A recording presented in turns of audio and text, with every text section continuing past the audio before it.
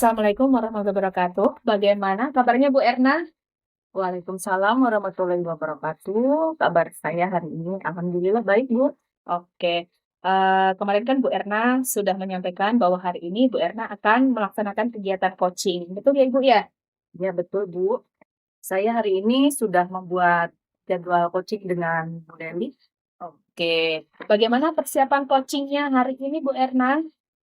Alhamdulillah saya sudah membuat jadwal, kemudian saya menyediakan waktu dan tempat untuk melaksanakan kegiatan coaching bersama hari ini. Oke, baik Ibu. Sebelum nanti Ibu melakukan coaching, saya sebagai supervisor ingin mengajukan beberapa pertanyaan kepada Ibu ya Bu ya. Oke, yang pertama kita nanti akan mendiskusikan mengenai rubrik penilaian kompetensi yang akan dilakukan pada saat pelaksanaan coaching. Nanti pada pelaksanaan coaching, saya akan menilai kompetensi inti coach dengan rubrik penilaian sebagai berikut. Nanti yang pertama, saya akan menilai bagaimana Ibu sebagai coach hadir penuh dalam pelaksanaan coaching. Kemudian yang kedua, bagaimana Ibu sebagai coach dapat mendengarkan coachee. Kemudian yang ketiga, bagaimana Ibu memberikan pertanyaan berbobot kepada coachee. Kemudian yang keempat, apakah kegiatan coaching itu sudah sesuai dengan alur cerita atau belum? Kemudian yang kelima, bagaimana coaching merespon atau menanggapi pertanyaan dari coach. Dan yang terakhir, saya juga akan melihat bagaimana prinsip-prinsip supervisi, ya, seperti kemitraan, proses kreatif, dan memaksimalkan potensi yang digunakan selama pelaksanaan coaching. Oke, jadi bagaimana Ibu? Sudah siap untuk dimulai?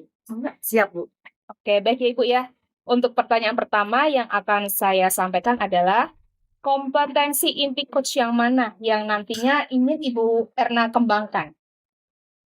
Saya ingin mengembangkan kemampuan listening atau kehadiran penuh, mendengarkan secara aktif dan juga mengajukan pertanyaan berbobot kepada coach.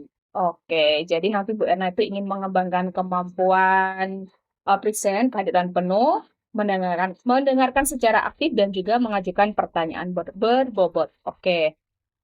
Untuk sekarang, bagian mana yang Ibu inginkan untuk saya amati sebagai coach? Yang ingin saya amati berarti bagian kompetensi mendengarkan aktif dan mengajukan pertanyaan berbobot. Oke, jadi ada dua ya Ibu ya, mendengarkan aktif dan juga mengajukan pertanyaan berbobot. Oke Bu Erna, kira-kira apa sih harapan Ibu dari kegiatan observasi yang akan kita lakukan hari ini?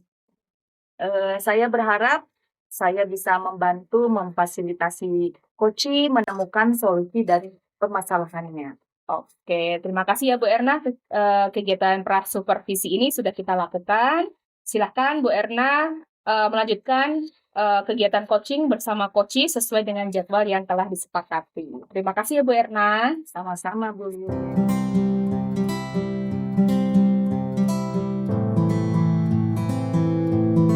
Assalamualaikum, Bu Leli. Bagaimana kabarnya?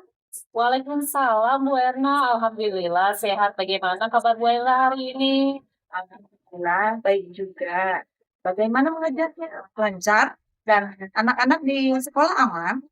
Eh, ada apa, Bu Leli? Sepertinya ada hal asing yang mau diobrolkan. Kegiatan mengajar alhamdulillah lancar dan aman, namun seperti biasa karena saya mengajar di SLB ya Bu ya. Jadi ada saja kelakuan anak-anak yang unik di luar dugaan saya. Pastinya jika di sekolah SLB itu banyak hal yang unik ya, Bu ya, di kesehariannya. Eh, oh iya, apakah ada yang ingin Bu Leli sampaikan?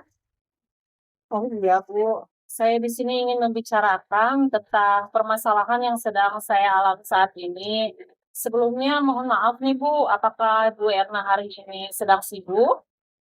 Oh, enggak Bu Dewi, hari ini saya sedang santai. Kira-kira hal apa yang ingin Ibu utarakan? Alhamdulillah Ibu, jika Ibu sedang tidak sibuk ya Bu ya, mungkin setelah ngobrol dengan Ibu Erna, saya bisa mendapatkan solusi lain yang lebih baik ya Bu ya. Saya ingin mengutarakan Bu tentang bagaimana cara manajemen waktu antara sekolah, keluarga, serta kegiatan lain yang sedang saya ikuti saat ini. Berarti tujuan dari obrolan kita tentang bagaimana kita bisa memanajemen waktu ya Bu ya. Dengan posisi saat ini kira-kira jika skala 1 sampai 10, Bu Dewi sedang berada di posisi berapa? Mungkin untuk posisi saat ini saya berada di skala 6 Bu.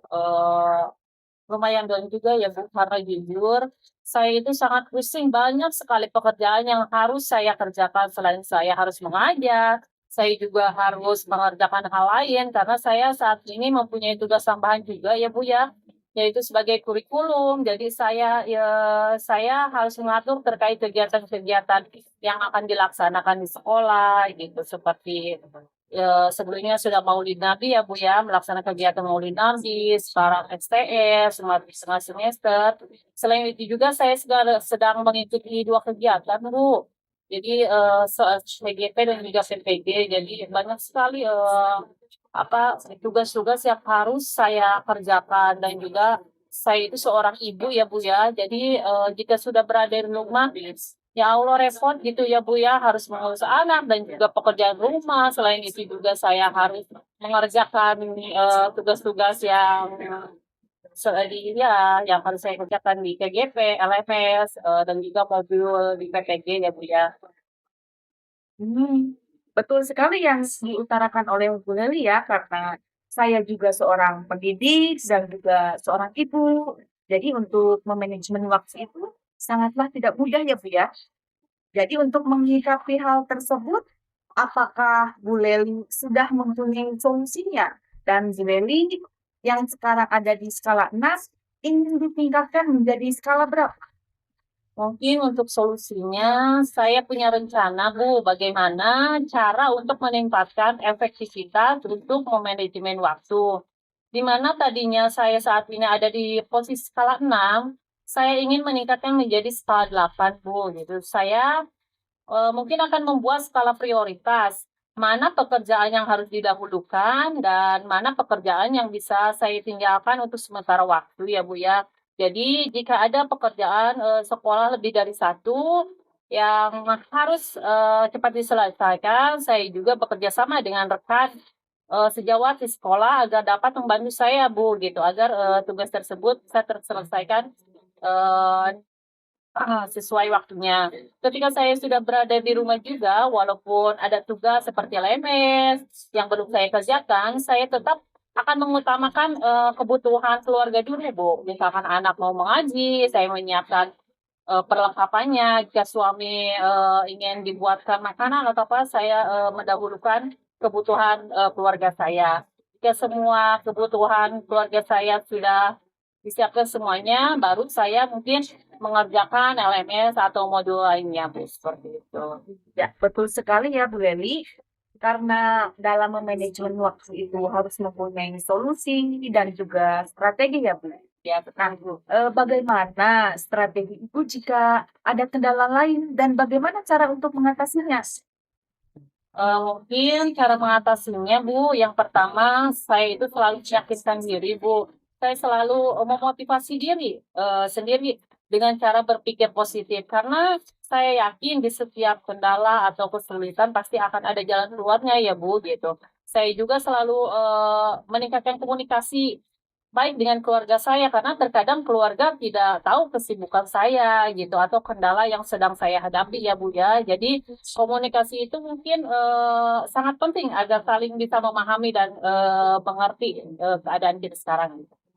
Ya, betul sekali ya Bu. Dengan adanya komunikasi dan komitmen tidak akan ada kesalahpahaman dan harus memprioritaskan jika berada di rumah, pekerjaan rumah yang harus didahulukan, dan jika berada di sekolah, harus pekerjaan sekolah yang diprioritaskan. Nah, selanjutnya apa komitmen terkait rencana Ibu hari ini? Mungkin terkait rencana hari ini, saya akan membuat jadwal, Bu, apa saja yang harus saya utamakan dan meningkatkan tadi yaitu komunikasi baik di rumah maupun di sekolah ya, Bu ya, agar mungkin tidak ada kesalahpahaman.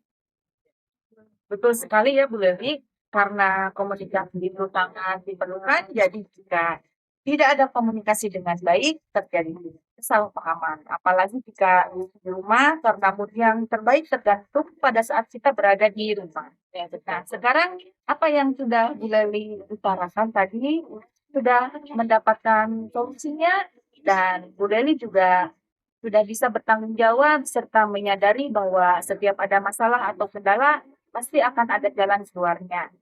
Bu Lali sudah bagus sekali. Lalu umpan balik apa yang ingin Bu Lali dapatkan setelah kita ngobrol tentang hal ini? mungkin umpan baliknya yaitu dengan mengutarakan semuanya ya, Bu ya, saya merasa lebih senang karena biasanya perempuan itu jika sudah ngobrol, sudah curhat gitu ya, Bu ya, jadi akan merasa plong dan lebih tenang, jadi seperti itu. Alhamdulillah ya Bu Lali sudah bisa mendapatkan solusinya dari percakapan ini. Di sini kita bisa saling berbagi, bukan saling menasehati, namun Ya, betul. mencari solusi bersama. Semoga Bu Leli bisa menjalankan aktivitas dan kegiatannya dengan lancar dan bisa memanage waktu dengan baik. Oke, terima kasih Bu, sudah mau meluangkan waktunya untuk mencari solusi saya ya, yang sedang saya alami ya Bu ya, gitu. Sama-sama Bu Leli. Mungkin untuk coaching akhirnya kita coba sampai ya Bu ya. Wassalamualaikum Bu Erna. Waalaikumsalam Bu Leli.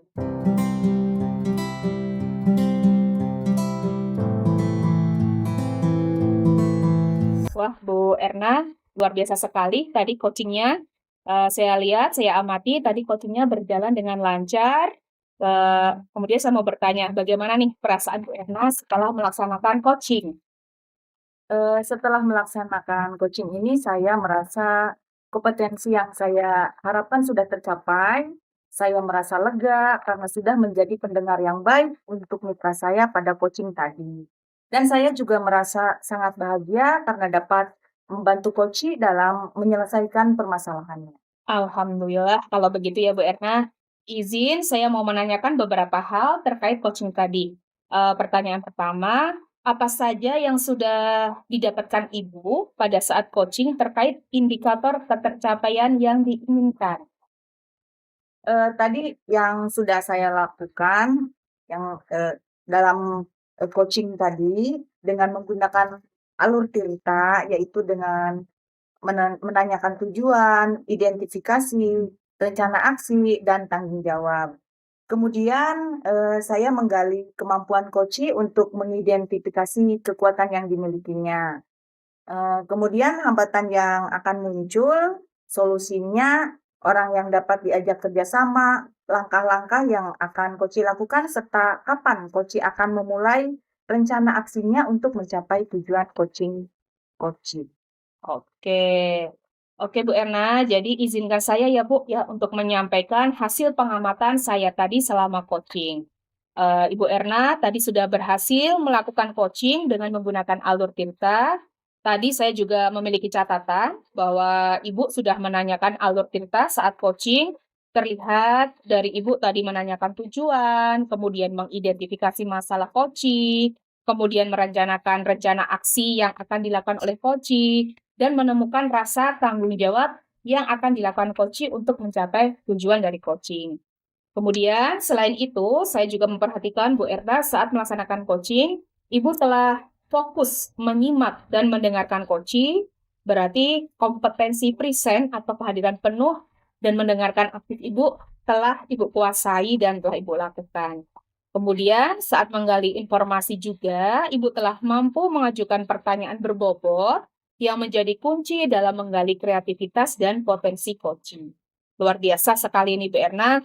sudah sesuai dengan standar pelaksanaan coaching. Kira-kira bagaimana Bu Erna setelah mendengar ini? Alhamdulillah, saya lega dan saya senang mendengar bahwa saya telah melakukan kegiatan coaching ini dengan baik.